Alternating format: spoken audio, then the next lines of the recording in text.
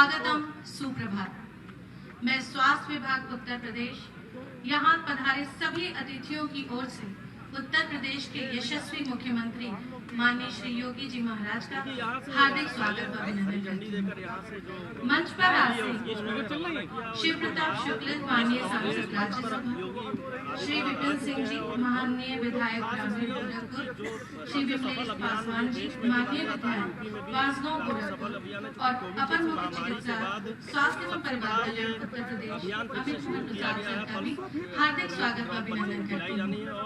कार्यक्रम को आगे बढ़ाते हुए मैं अपर मुख्य सचिव चिकित्सा स्वास्थ्य एवं परिवार कल्याण विभाग उत्तर प्रदेश महोदय से आग्रह करती हूँ कि सर का एकल पुष्प देकर हार्दिक आभार व्यक्त करें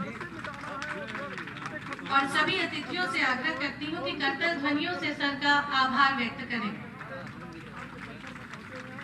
आज का दिन गोरखपुर वासियों के लिए एक विशिष्ट दिन है क्योंकि हमारे आदरणीय मुख्यमंत्री जी स्वयं पल्स पोलियो का उन्मूलन हेतु चलाए जा रहे कार्यक्रम का उद्घाटन करने यहाँ पधारे।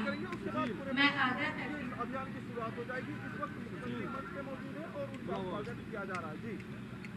हमारे सभी सम्मानित अतिथियों का स्वागत व अभिनंदन करने के पश्चात मैं आग्रह करूंगी अपर मुख्य सचिव चिकित्सा स्वास्थ्य एवं परिवार कल्याण विभाग उत्तर प्रदेश अमित मोहन प्रसाद सर का कि वे आकर यहाँ पर हमारे विभाग के कार्य एवं की उपलब्धियों के विषय में कुछ शब्द कहें। धन्यवाद सर।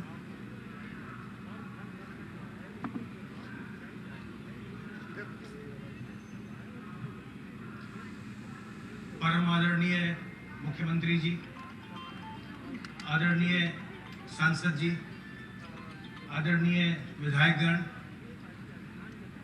यहाँ उपस्थित चिकित्सा विभाग के अधिकारियों कर्मचारीगण, जिला प्रशासन के अधिकारीगण, देवियों और सज्जनों, प्यारे बच्चों और मीडिया के साथियों, आज हमारे लिए अत्यंत हर्ष का विषय है कि हम बच्चों की सुरक्षा के लिए पल्स पोलियो अभियान का शुभारंभ गोरखपुर की पावन धरती से कर रहे हैं। जैसा आप सभी जानते हैं कि विश्व में अब केवल 2 देश ऐसे हैं जहां वाइल्ड पोलियो की समस्या अभी भी विद्यमान है। वे हैं पाकिस्तान और अफगानिस्तान। लेकिन पिछले वर्ष और इस वर्ष 2 और देश ऐसे हैं जहां वाइल्ड पोलियो वायरस का एक नया केस देखा गया, मलावी में और इजराइल में। इसलिए ये बहुत ज़्यादा आवश्यक हो जाता है कि हम अपने बच्चों की सुरक्षा के लिए पल्स पोलियो अभियान के दौरान पोलियो के ड्रॉप्स 5 साल से छोटी उम्र के सभी बच्चों को अवश्य पिलाएं। माननीय मुख्यमंत्री जी की प्रेरणा हम सबों में और हमारे विभाग में निरंतर ऊर्जा भरने का कार्य करती है। चाहे वो कोविड के नियंत्रण का अभियान हो, चाहे वो कोविड के टीकाकरण का अभियान हो, हर एक में उत्तर प्रदेश ने नए कीर्तिमान स्थापित किए हैं। कोविड टीकाकरण में भी हम 29 करोड़ 60 लाख से ज्यादा डोज दे चुके हैं। तो क्या करना जो पता चलती रिसर्च वाले पोलियो में 2010 में फिरोजाबाद में उत्तर प्रदेश में आखिरी केस आया था। उसके बाद से 21 अप्रैल 2010 के बाद से लगभग 12 वर्ष से यहाँ कोई केस नहीं आया है।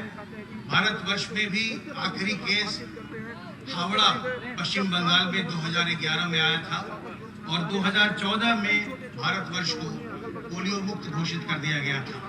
लेकिन उसके बाद से भी हम पोलियो का ड्रॉप निरंतर अपने नियमित टीकाकरण कार्यक्रम में भी देते हैं और हम पल्स पोलियो अभियान के माध्यम से वर्ष में 2 बार 3 बार बच्चों को फिर से पोलियो की ड्रॉप्स देते हैं ताकि किसी भी प्रकार की समस्या बच्चों के सामने ना आए। पोलियो से जहां बच्चों में विकलांगता हो सकती है, वहीं कुछ बच्चों की इसमें मृत्यु भी हो जाया करती थी। माननीय मुख्यमंत्री जी के निर्देशन में स्वास्थ्य विभाग निरंतर कार्यरत है और स्वास्थ्य विभाग निरंतर नए नए मानक स्थापित कर रहा है। कोरोना के अलावा इस क्षेत्र में माननीय मुख्यमंत्री जी के निर्देशन में जो जेईई और एईएस में अभूतपूर्व कार्य हुआ है, उसकी प्रशंसा पूरे देश ही नहीं पूरे विश्व में होती है।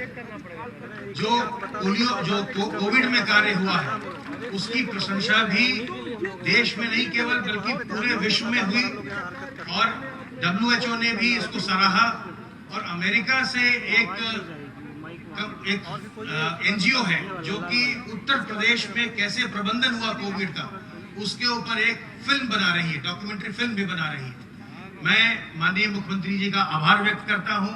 उन्होंने अपने व्यस्त कार्यक्रम में से आज के इस कार्यक्रम के लिए समय निकाला और हमेशा ही वो स्वास्थ्य विभाग को अपना आशीर्वाद देते हैं।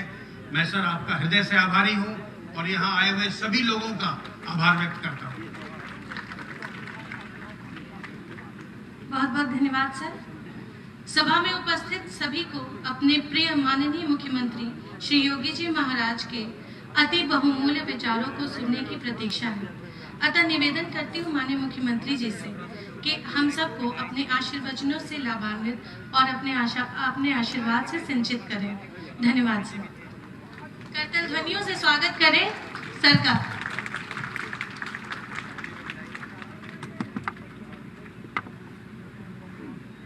पल्स पोलियो अभियान के आज के इस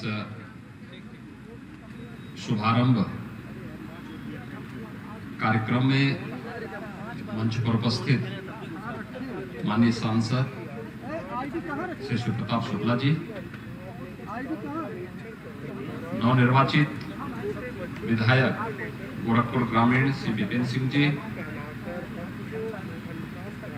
माननीय विधायक मासगांव डॉक्टर विमलेश पासवान जी, अपर मुख्य सचिव चिकित्सा एवं स्वास्थ्य श्री अमित मोहन प्रसाद जी, गोरखपुर के सभी प्रशासनिक और स्वास्थ्य विभाग के अधिकारीगण और उपस्थित भाइयों बहनों, मुझे हार्दिक प्रसन्नता की अनुभूति हो रही है कि उत्तर प्रदेश का पल्स पोलियो अभियान का शुभारंभ महायोगी भगवान गोरक्षनाथ की इस पावन धरती से एक बार फिर से हम इस संक्रामक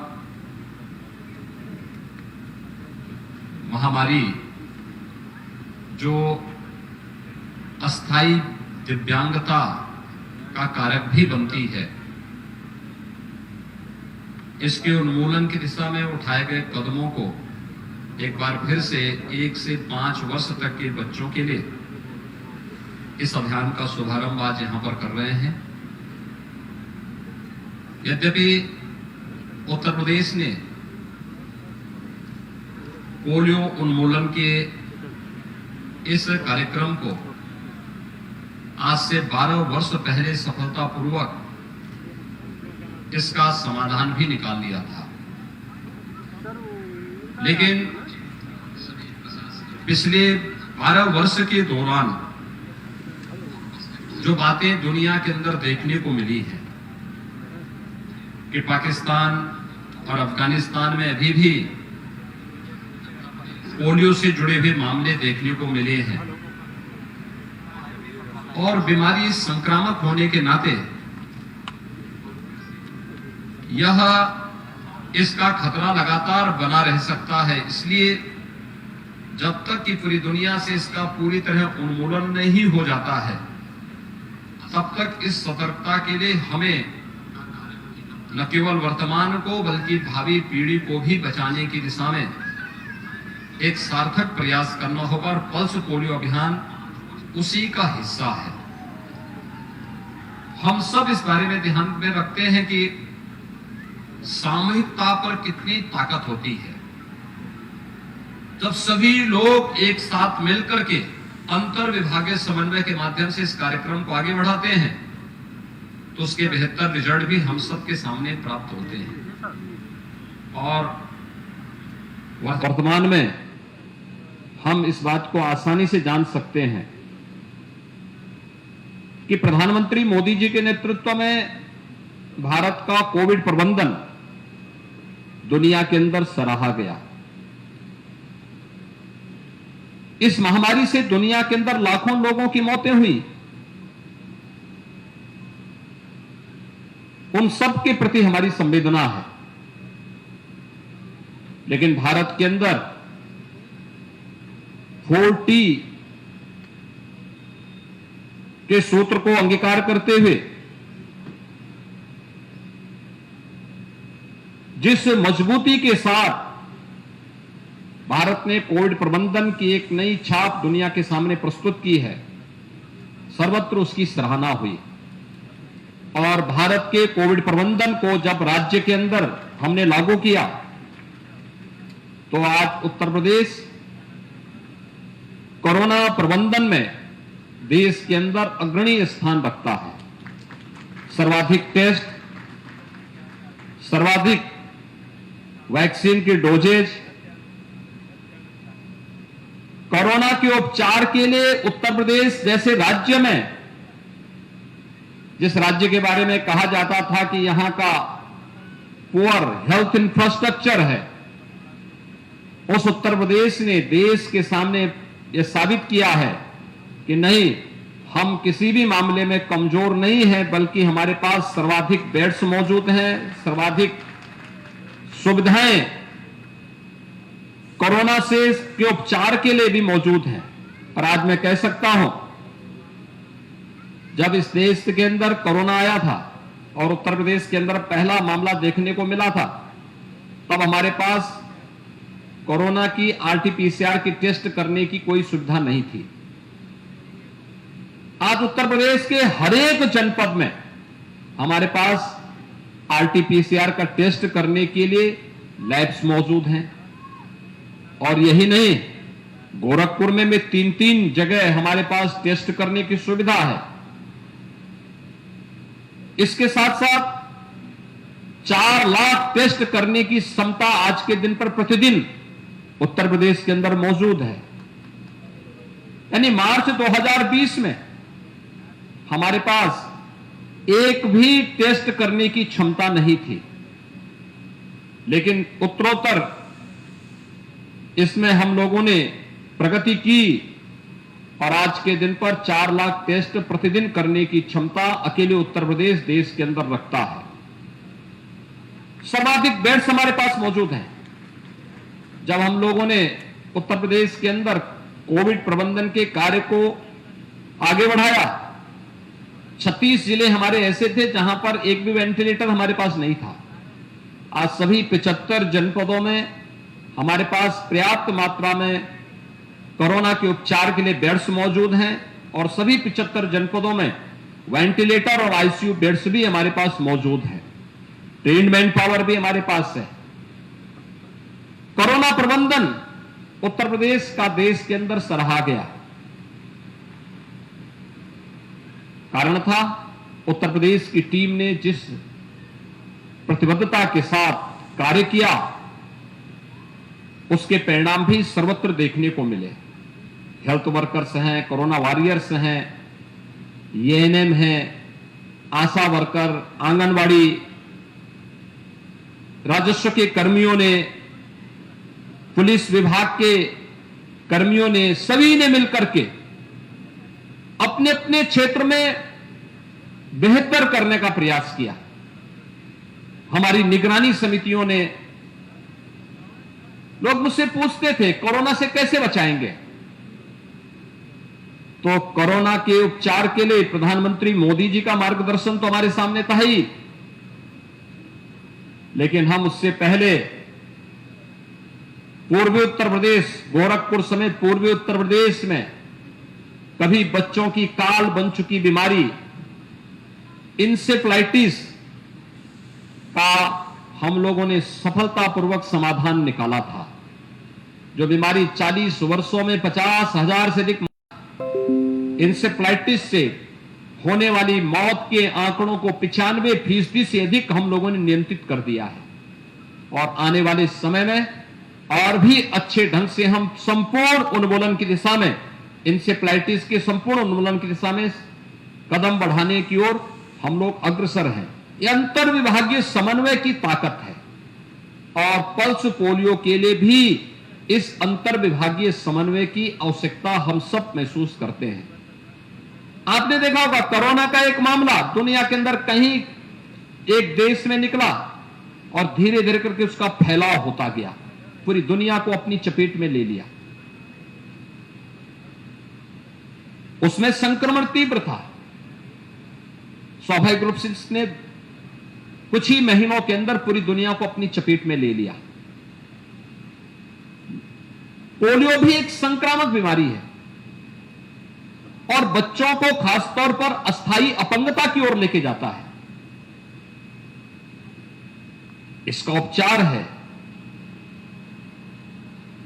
और पल्स पोलियो अभियान जिस प्रतिबद्धता के साथ अपने समय में चला था, उसका परिणाम था कि 2010 में हम लोगों ने पल्स पोलियो के कार्यक्रम को पूरी तरह सफलतापूर्वक आगे बढ़ाया और उत्तर प्रदेश जैसे बड़े राज्य में पोलियो पर नियंत्रण प्राप्त किया गया। पिछले 12 वर्षों में पोलियो का कोई मामला उत्तर प्रदेश में देखने को नहीं मिला, लेकिन जब तक दुनिया से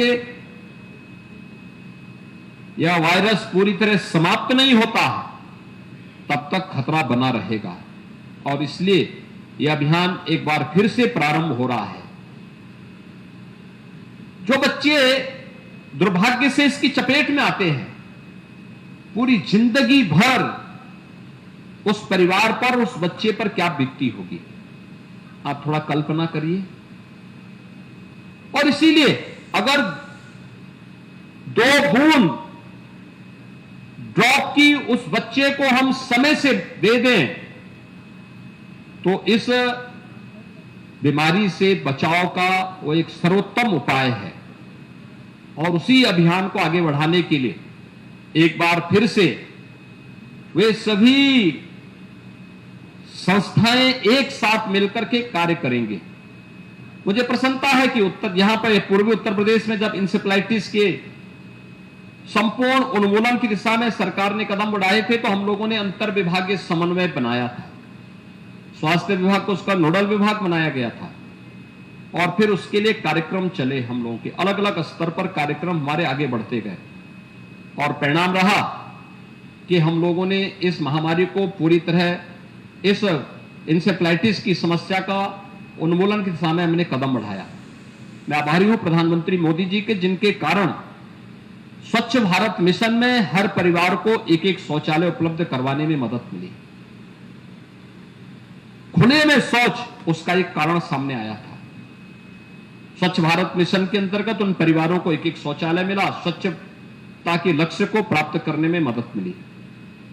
शुद्ध पेयजल जल जीवन मिशन के अंतर्गत हर परिवार तक शुद्ध पेयजल, अब तो पाइप पेयजल योजना भी लागू की जा रही है। हर एक घर तक पाइप से शुद्ध पेयजल की आपूर्ति, आधी से अधिक बीमारी का समाधान उससे अपने आप होता हुआ। हेल्थ इंफ्रास्ट्रक्चर को हम लोगों ने अच्छा किया। आप याद करिए, आज से 5 वर्ष पहले पूर्वी उत्तर प्रदेश में केवल एक बीआरडी मेडिकल कॉलेज था। आज गोरखपुर में बीआरडी मेडिकल कॉलेज तो अच्छे ढंग से काम कर ही रहा है, पहले जर्जर स्थिति में था। आज वहां पर सुपर स्पेशलिटी का भी ब्लॉक बन चुका है। आज बीआरडी मेडिकल कॉलेज में आप इस बात को देखते होंगे कि सुपर स्पेशलिटी के साथ ही वहां पर बाल संस्थान भी अब क्रियाशील होने वाला है। हम लोग वर्तमान में कोविड के उपचार के लिए हमने डेडिकेटेड कोविड हॉस्पिटल के रूप में उसका उपयोग किया है। एम्स गोरखपुर का शुभारंभ भी प्रधानमंत्री जी के कर कमलों से भी दिसंबर माह में प्रारंभ हो चुका है। कुशीनगर में मेडिकल कॉलेज का निर्माण हो रहा है। देवरिया में मेडिकल कॉलेज का निर्माण हो चुका है। सिद्धार्थनगर में मेडिकल कॉलेज प्रारंभ हो चुका है। बस्ती में मेडिकल कॉलेज प्रारंभ हो चुका है। महाराजगंज में निर्माणाधीन है।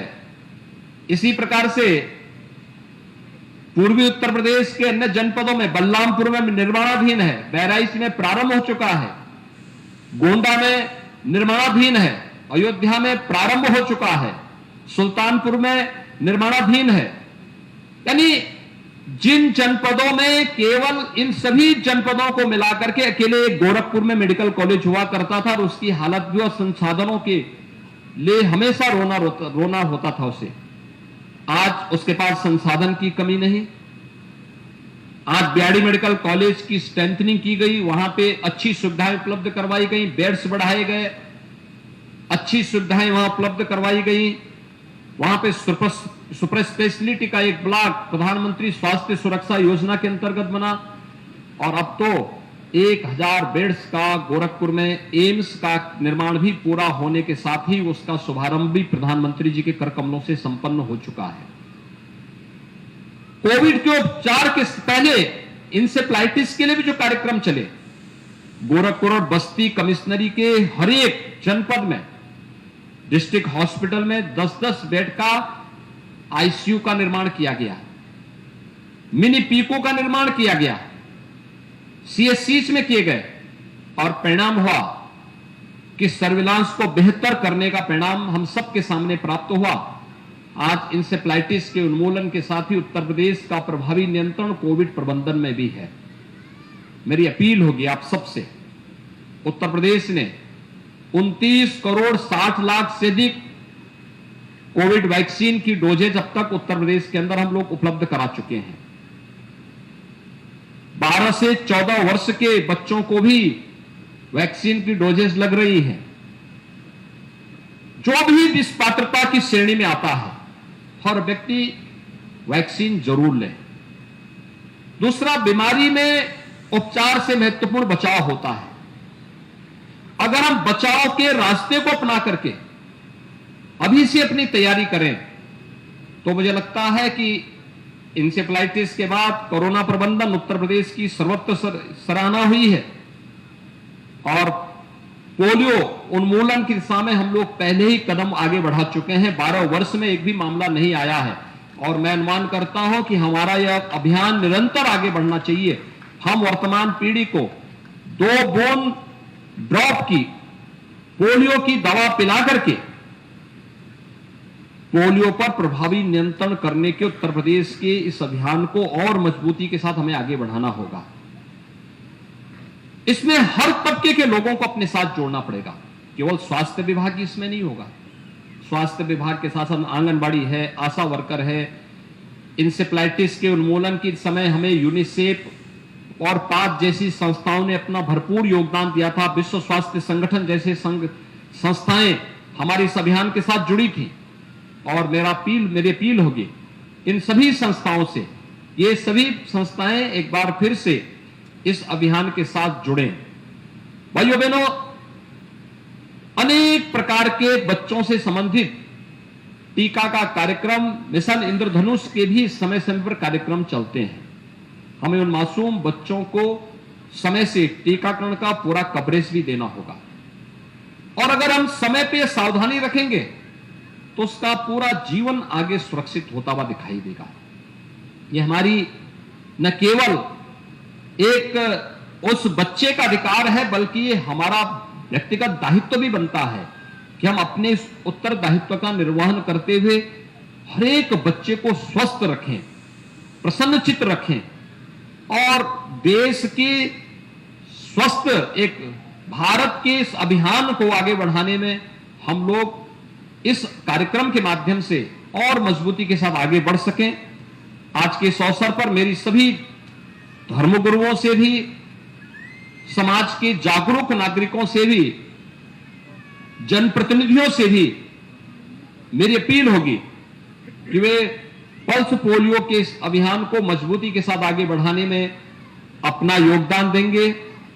प्रदेश के अंदर काफी बड़े पैमाने पर इस कार्यक्रम को हम लोगों ने आगे बढ़ाने का कार्य किया है। यानी उत्तर प्रदेश के अंदर 3 करोड़ 80 लाख बच्चों को यह अभियान जो आज से प्रारंभ हो रहा है, यह पोलियो से एक सुरक्षा कवर प्रदान करने में योगदान देगा।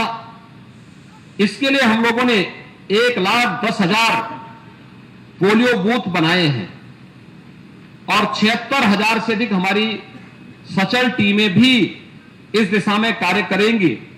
इसमें सभी संस्थाएं अगर एक साथ मिलकर के इस कार्यक्रम को आगे बढ़ाती हैं तो सफलतापूर्वक इस ड्राइव का परिणाम होगा कि हम लोग वर्तमान की जो हमारी पीढ़ी आ रही है, इस पीढ़ी को भी पोलियो जैसी संक्रामक और अस्थायी दिव्यांगता देने वाली बीमारी से बचाव करने में हम उन बच्चों को एक सुरक्षा कवर देने में सफल होंगे।